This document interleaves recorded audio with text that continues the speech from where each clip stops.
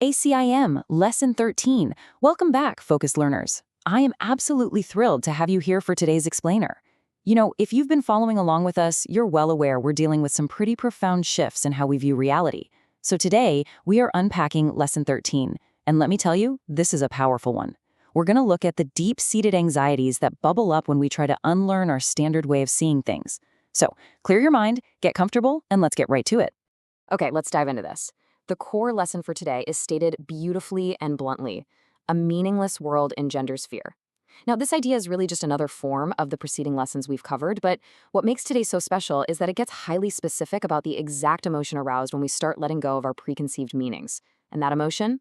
It's fear. So that begs a really interesting question. Why does the idea of an empty, meaningless world actually terrify us?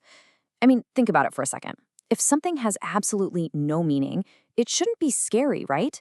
It should just be totally neutral, a blank slate. Yet, as the text points out, the recognition of meaninglessness arouses intense anxiety in all of us. This feeling of an empty void triggers an immediate, highly defensive reaction. But why? Well, to understand that fear, we first have to look at a bit of a paradox. As the text defines it, a truly meaningless world is actually impossible. Nothing without meaning exists. However, and this is a massive however, it doesn't follow that you won't think you perceive something that has no meaning. Actually, on the contrary, as you strip away your judgments, you'll be particularly likely to think you're staring right into a terrifying, meaningless void. And this brings us to the ultimate internal conflict. The text describes this exact moment of perceiving a blank slate as a situation where God and the ego are basically challenging each other. You see, the empty space provided by meaninglessness is just waiting to be written upon. On one hand, we have God, offering true meaning. On the other hand, we have the ego, our anxious, constructed sense of self. And the ego is absolutely terrified of this empty space. It rushes in frantically to establish its own ideas there, terrified that the void will otherwise be used to demonstrate that the ego itself isn't real. And, the text notes that on this point alone, the ego is actually correct. So, the absolutely crucial point here is understanding how we react to that ego-driven fear. If you're fearful of that empty space, it's certain that you'll endow the world with attributes it doesn't actually possess. You will literally crowd your vision with images that do not exist. To the ego, these illusions are safety devices. They're distractions to keep you from realizing the ego isn't real. And because you currently equate yourself with your ego, well, those illusions feel like safety devices to you, too. Which brings us to Section 2, your daily practice, accepting the meaningless without fear. It is essential that you learn to recognize the meaningless and accept it without fear. That's the whole goal of today's exercises. We have to break the habit of letting the ego rush in to scribble all over that blank slate. And this brilliantly illustrates exactly how we're going to do that today. It's a 3-step process. Step 1, start with your eyes closed and repeat today's idea to yourself. Step 2, open your eyes, look around you slowly and say, I am looking at a meaningless world. Repeat that statement to yourself as you look about. Then, step 3, close your eyes again and prepare to state the concluding thoughts. When you close your eyes at the end of the exercise, this is the exact concluding statement you need to make. A meaningless world engenders fear because I think I am in competition with God. Wow. Let that sink in for a second.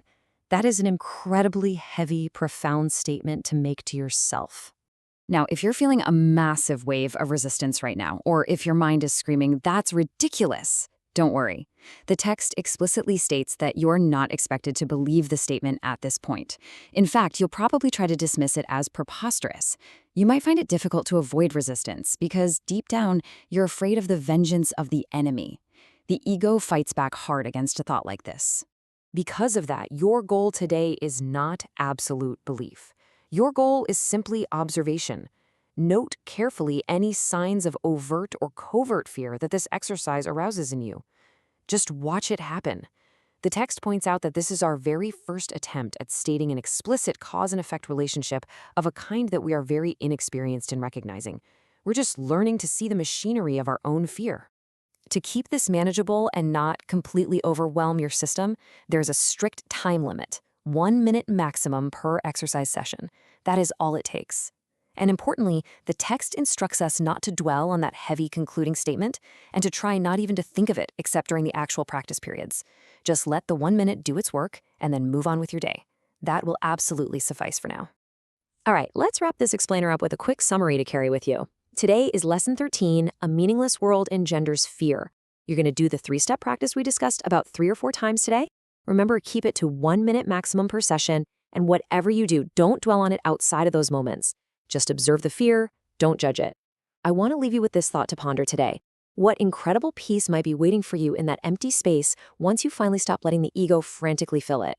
Thank you so much for joining me for this explainer. If you found this breakdown helpful, please hit that like button and subscribe so you never miss our future explainers. Keep learning, keep focusing, and I'll see you next time.